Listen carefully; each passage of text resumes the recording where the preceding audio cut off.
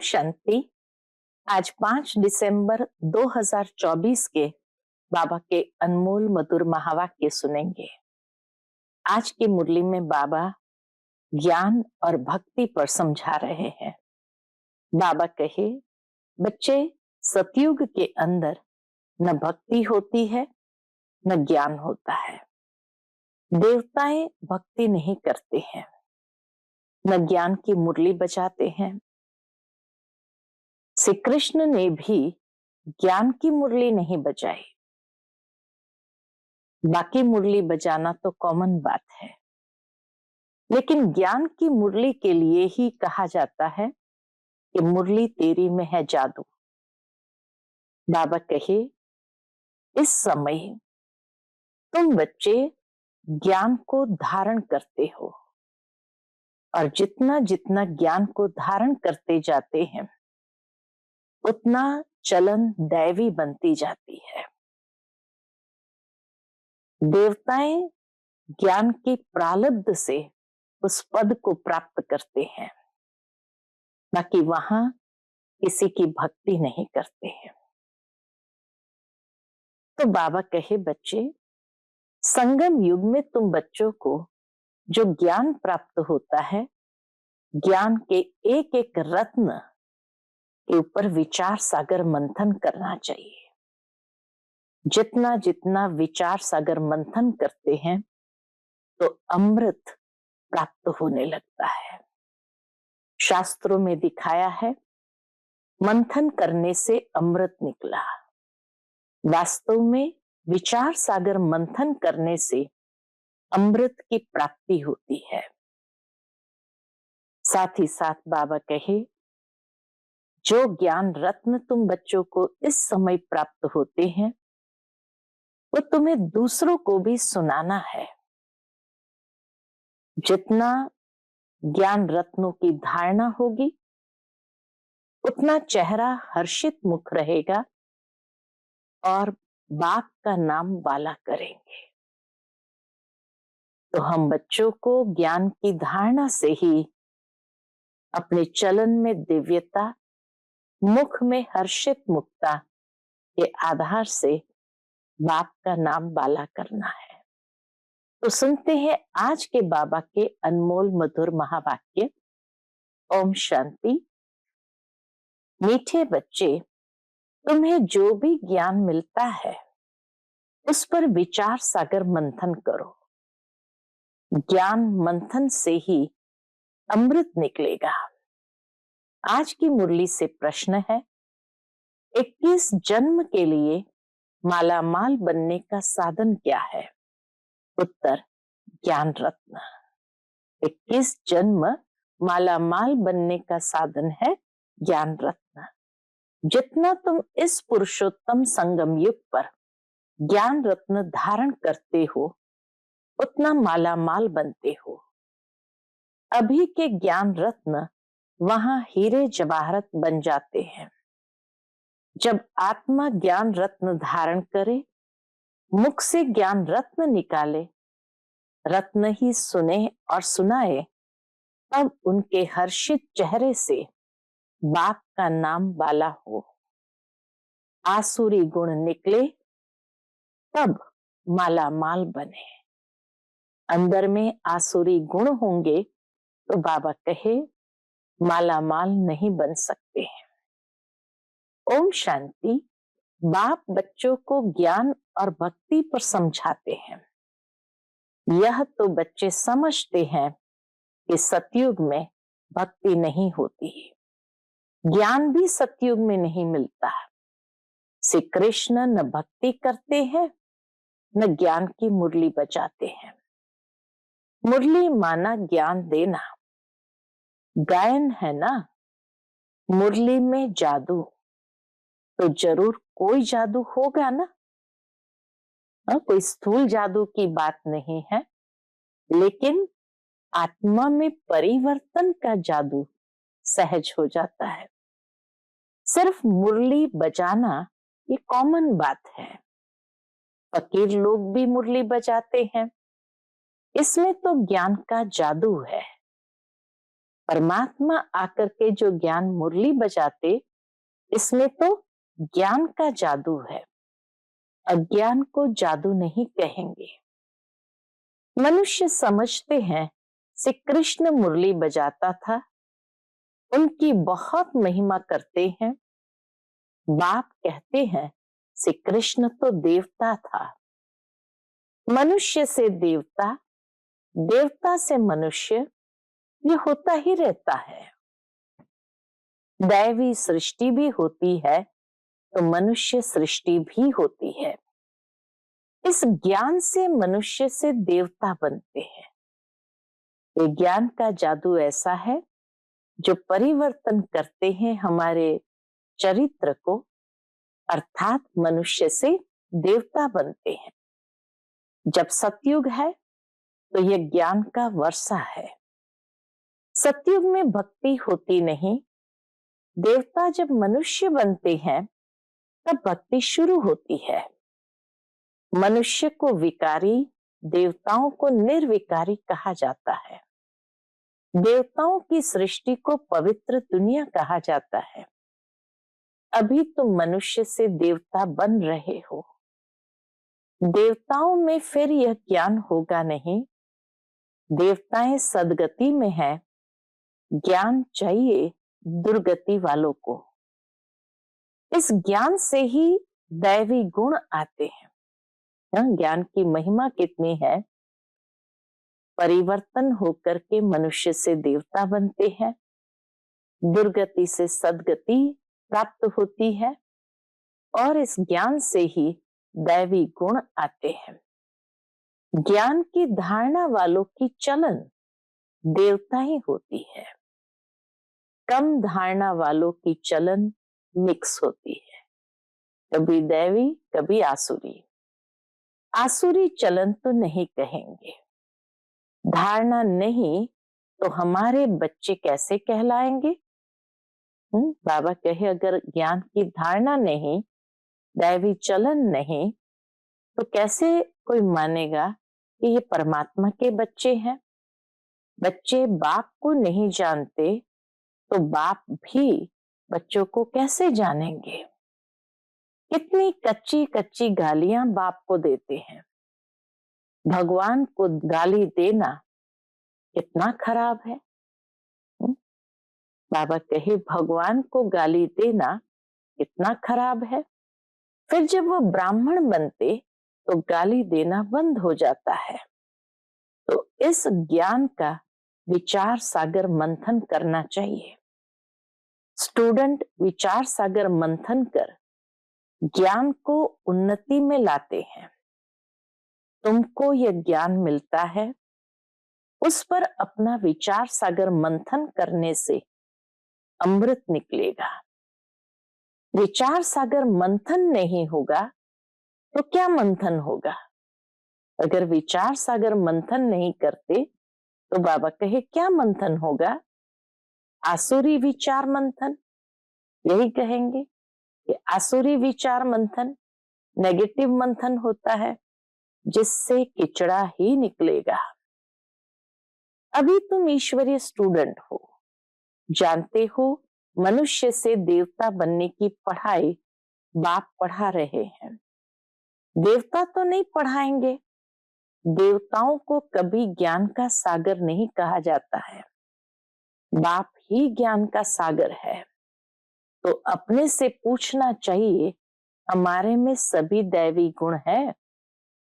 बाबा कहे ये रियलाइजेशन होना चाहिए और अपने आप को देखना है हमारे में सभी दैवी गुण है। अगर आसुरी गुण है तो उसे निकाल देना चाहिए, तब ही देवता बनेंगे। अभी तुम हो पुरुषोत्तम संगम युग पर, पुरुषोत्तम बन रहे हो तो वातावरण भी बहुत अच्छा होना चाहिए। छी बातें मुख से नहीं निकलनी चाहिए, नहीं तो कहा जाएगा कम दर्जे का है। वैसे भी दुनिया में कहा जाता है वाणी से वर्ण। जिस क्वालिटी की वाणी होती है उससे पता चलता है कि किस वर्ण का है। तो इसीलिए बाबा कहे, अगर ज्ञान युक्त बातें नहीं है, छीछी बातें होती है, वही मुख से निकलती, तो कहा जाता कम दर्जे का है। वातावरण से झट पता पड़ जाता है, मुख से वचन ही दुख देने वाले निकलते हैं। तुम बच्चों को बाप का नाम बाला करना है। सदैव मुखड़ा हर्षित रहना चाहिए। मुख से सदैव रत्न ही निकले, यह लक्ष्मी नारायण कितने हर्षित मुख है। इनकी आत्मा ने ज्ञान धारण किए थे। बाबा कहे, इनकी आत्मा ने अर्थात लक्ष्मी नारायण की आत्मा ने ज्ञान रत्न धारण किए थे। मुख से ये रत्न निकाले थे, रत्न ही सुनते सुनाते थे। कितनी खुशी रहनी चाहिए। अभी तुम जो ज्ञान रत्न लेते हो, वह फिर सच्चे हीरे जवाहरत बन जाते हैं। बाबा कहे, यही ज्ञान रत्न सच्चे हीरे जवाहरत बन जाते हैं। 9 रत्नों की माला कोई हीरे जवाहरत की नहीं है, इन चैतन्य रत्नों की माला है। मनुष्य लोग फिर वह रत्न समझ अंगूठियां आदि पहनते हैं। ज्ञान रत्नों की माला इस पुरुषोत्तम संगम युग पर ही बनती है। यह रत्न ही 21 जन्म के लिए माला माल बना देते हैं, जिसको कोई लूट ना सके। यहां पहनो तो झट कोई लूट लेवे, तो अपने को बहुत बहुत समझदार बनाना है। ज्ञान रत्नों की धारणा से अपने को बहुत बहुत समझदार बनाना है। आसुरी गुणों को निकालना है। आसुरी गुण वाले की शक्ल ही ऐसी हो जाती है। कैसी हो जाती है? बाबा कहे, क्रोध में तो लाल तांबा मिसल हो जाती है, शक्ल ही लाल तांबा जैसी हो जाती है। काम विकार वाले तो एकदम काले मुंह वाले बन जाते हैं। श्री कृष्ण को भी काला दिखाते हैं ना। विकारों के कारण ही गोरे से सांवरा बन गया। तुम बच्चों को हर एक बात का विचार सागर मंथन करना चाहिए। यह पढ़ाई है बहुत धन पाने की। तुम बच्चों का सुना हुआ है, क्वीन विक्टोरिया का वजीर पहले बहुत गरीब था, दीवा जलाकर पढ़ता था, परंतु वो पढ़ाई को रत्न थोड़ी थी। बाबा कहे, वह पढ़ाई कोई रत्न थोड़ी है। नॉलेज पढ़कर पूरा पोजीशन पा लेते हैं, तो पढ़ाई काम आई, न कि पैसे। पढ़ाई ही धन है, वह है हद का, यह है बेहद का धन। अभी तुम समझते हो, बाप हमको पढ़ाकर विश्व का मालिक बना देते हैं। वहां तो धन कमाने के लिए पढ़ाई नहीं पढ़ेंगे। सतयुग में धन कमाने के लिए पढ़ाई की आवश्यकता नहीं। वहां तो अभी के पुरुषार्थ से अतिचार यानी अथाह धन मिलता है। धन अविनाशी बन जाता है। देवताओं के पास बहुत धन था, फिर जब वाम मार्ग यानी रावण राज्य में आते हैं, तो भी कितना धन था, कितने मंदिर बनवाए, फिर बाद में मुसलमानों ने लूटा। कितने धनवान थे। आजकल की पढ़ाई से इतना धनवान नहीं बन सकते जितने स्वर्ग के देवी देवताएं थे। तो इस पढ़ाई से देखो मनुष्य क्या बन जाते हैं, गरीब से शाहूकार। अभी भारत देखो कितना गरीब है। नाम के शाहूकार भी जो है, उनको तो फुर्सत ही नहीं है। अपने धन पोजीशन का कितना अहंकार रहता है। इसमें अहंकार आदि मिट जाना चाहिए। हम आत्मा है। आत्मा के पास धन दौलत हीरे जवाहरत आदि कुछ भी नहीं है। बाप कहते हैं, मीठे बच्चे, देह सहित देह के सभी संबंध छोड़ो। आत्मा शरीर छोड़ती है तो फिर शाहूकारी आदि सब खत्म हो जाती है। फिर जब नए सिर से पढ़े, धन कमाए, तब धनवान बने, या तो दान पुण्य अच्छा किया होगा तो शाहूकार के घर में जन्म लेंगे। कहते हैं ये पास्ट कर्मों का फल है। कोई बच्चा शाहूकार घर में पैदा होता है तो यही कहते हैं पास्ट कर्मों का फल है। नॉलेज का दान दिया है व कॉलेज धर्मशाला आदि बनाई है तो उसका फल मिलता है, परंतु अल्पकाल के लिए।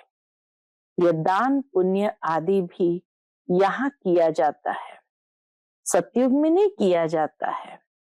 सतयुग में अच्छे ही कर्म होते हैं, वहां किसी को दान देने की आवश्यकता ही नहीं, वहां कर्म ही अच्छे हैं, क्योंकि अभी का वर्षा मिला हुआ है।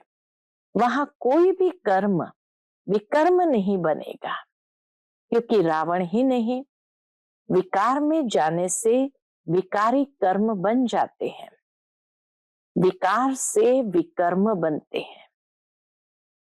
स्वर्ग में विकर्म कोई होता नहीं। विकर्म माना ही विकृत कर्म, विकारी कर्म कोई होता ही नहीं। सारा मदार कर्मों पर है। संगम युग में जितना श्रेष्ठ कर्म हम करते हैं उतना श्रेष्ठ प्रारब्ध को प्राप्त करते हैं। ये माया रावण अवगुणी बनाता है, बाप आकर सर्वगुण संपन्न बनाते हैं। राम वंशी और रावण वंशी की युद्ध चलती है। तुम राम के बच्चे हो, कितने अच्छे अच्छे बच्चे माया से हार खा लेते हैं। बाबा नाम नहीं बतलाते हैं, फिर भी उम्मीद रखते हैं। अधम से अधम का उद्धार करना होता है, अधम से अधम का उद्धार करना होता है। बाप को सारे विश्व का उद्धार करना है। रावण के राज्य में सभी अधम गति को पाए हुए हैं। बाप तो बचने और बचाने की युक्तियां रोज रोज समझाते रहते हैं, फिर भी गिरते हैं तो अधम से अधम बन जाते हैं। वह फिर इतना चढ़ नहीं सकते हैं, वह अधम पना अंदर खाता रहता है। बाबा कहे जो मनुष्य से उल्टे कर्म हो गए वो अंदर ही अंदर उसको खाता रहेगा। जैसे कहते हो अंत काल जो स्त्री समरे, उनकी बुद्धि में वह अधम पना ही याद आता रहेगा। तो बाप बैठ बच्चों को समझाते हैं, कल्प कल्प तुम ही सुनते हो सृष्टि का चक्र कैसे फिरता है। जानवर तो नहीं जानेंगे ना, तुम ही सुनते हो और समझते हो। मनुष्य तो मनुष्य ही है। इन लक्ष्मी नारायण को भी नाक कान आदि सभी है, फिर भी मनुष्य है ना, परंतु दैवी गुण है, इसलिए उन्हें देवता कहा जाता है।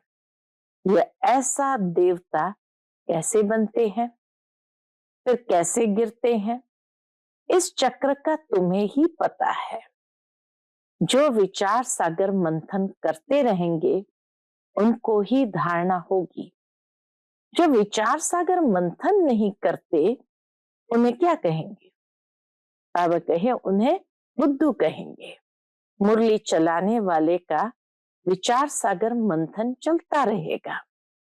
इस टॉपिक पर यह समझाना है।